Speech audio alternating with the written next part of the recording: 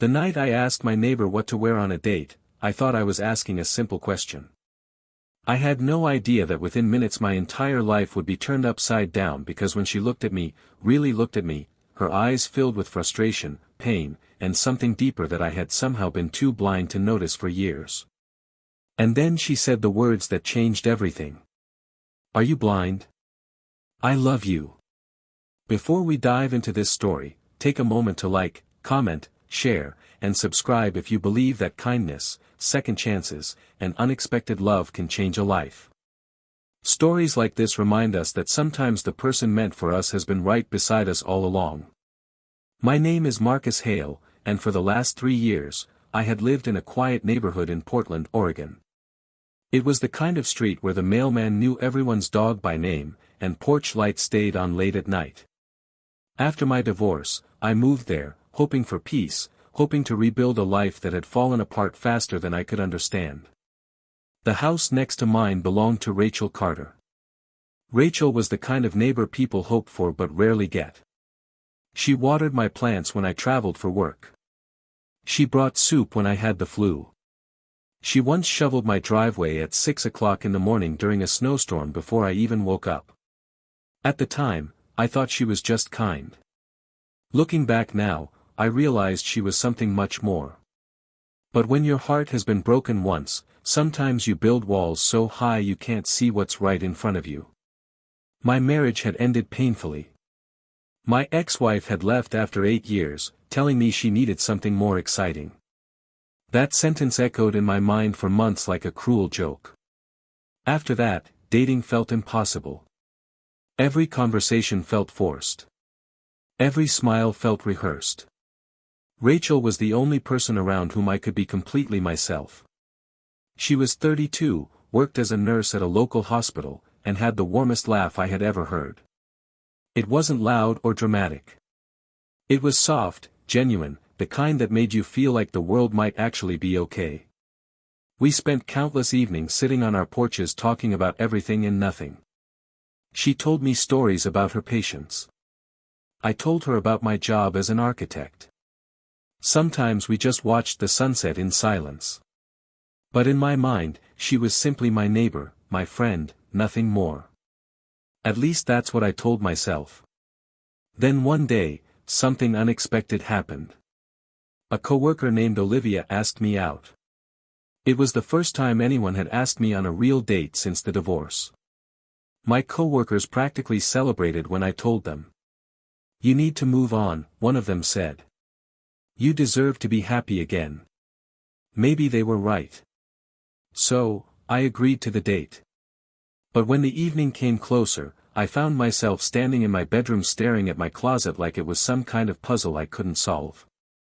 Shirt or jacket, casual or formal? I had no idea. After 15 minutes of frustration, I did what had become my habit. Whenever life confused me, I walked next door. Rachel opened the door in sweatpants and an oversized hoodie, her hair tied loosely behind her head. She looked tired but smiled the moment she saw me. Marcus, she said warmly. Everything okay? I scratched the back of my neck awkwardly and held up 2 shirts I had brought with me. Quick question, I said. Which one should I wear on a date? For a moment, she didn't react. The smile on her face slowly faded. Her eyes moved from one shirt to the other, then back to me. There was a silence in that doorway that felt heavier than anything I had experienced in years. Finally, she asked quietly, a date? Yeah, I said casually. Coworker. First one in a while. I figured you'd have better taste than me. She looked at me again, but this time something was different. Her expression held something raw, something wounded, and suddenly her voice wasn't calm anymore. Marcus, are you serious right now? I blinked, confused.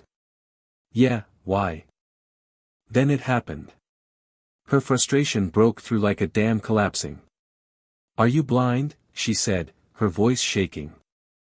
I love you. The words hit me harder than anything I had heard in years. For a moment, I genuinely thought I had misunderstood. But her eyes told the truth. They were filled with emotion she had clearly been holding back for a long time. "I've loved you for 2 years," she continued quietly, tears forming despite her efforts to hold them back. "I bring you food when you're sick. I check on you every night when your porch light stays on too late. I listen to every story about your day like it matters more than my own." She took a breath, her voice trembling. "And you come over asking what shirt to wear for another woman." In that moment, the world around me felt like it had completely stopped. Memories started rushing through my mind. Rachel bringing me soup when I was sick. Rachel cheering when I finished renovating my living room. Rachel sitting beside me silently the night I admitted how much the divorce had hurt. All those moments I thought were simple kindness. All those moments I never truly saw because I was too busy protecting my own broken heart. And suddenly I realized something terrifying. The person who had been healing my heart all along was standing right in front of me. And I had almost walked away without ever seeing it. Rachel turned away slightly, wiping her eyes. "I'm sorry," she said softly. "You should go. Your date is probably waiting." But my feet wouldn't move. For the first time in years, something inside me finally became clear. It wasn't the coworker who made my life feel warm. It wasn't the idea of moving on. It was Rachel. It had always been Rachel. The late-night conversations, the laughter on quiet evenings, the comfort of knowing someone truly cared whether I came home safe. Without thinking, I placed the shirts down on the table beside her door. "Rachel," I said slowly, my voice unsteady. She didn't turn around. "I think I might be blind," I admitted. That made her look back, but this time her expression was cautious, confused. "What do you mean?" I took a deep breath.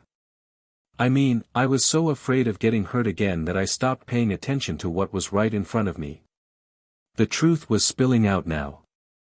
I didn't see how much you cared, and I didn't realize how much I cared about you, too." Her eyes widened slightly, not with certainty, but with fragile hope. "Marcus," she whispered. "I canceled the date," I said. Her eyebrows lifted. "You did?" "I just texted her," I explained, holding up my phone. "Because if I went tonight, I'd spend the whole time thinking about the person I actually want to be with." Rachel stared at me like she was trying to decide whether this moment was real or a dream. Rachel stepped outside onto the porch. The cool night air wrapped around us as we stood there under the yellow glow of the porch light that had witnessed so many quiet conversations between us. "You really canceled?" she asked again. "I did." "Why?" I smiled softly. "Because the best date I could imagine is already standing in front of me." For the first time that evening, Rachel laughed. But this time, there were tears mixed into the sound. "Marcus Hale," she said, shaking her head. "You might actually be the most oblivious man in the United States." "Probably," I admitted. Then she did something simple but unforgettable. She took my hand. And in that small moment, something inside me finally felt whole again. The walls I had built after my divorce didn't crumble dramatically. They simply faded, replaced by warmth, by trust, by the quiet realization that sometimes love doesn't arrive like fireworks. Sometimes it arrives as the neighbor who brings you soup when you're sick.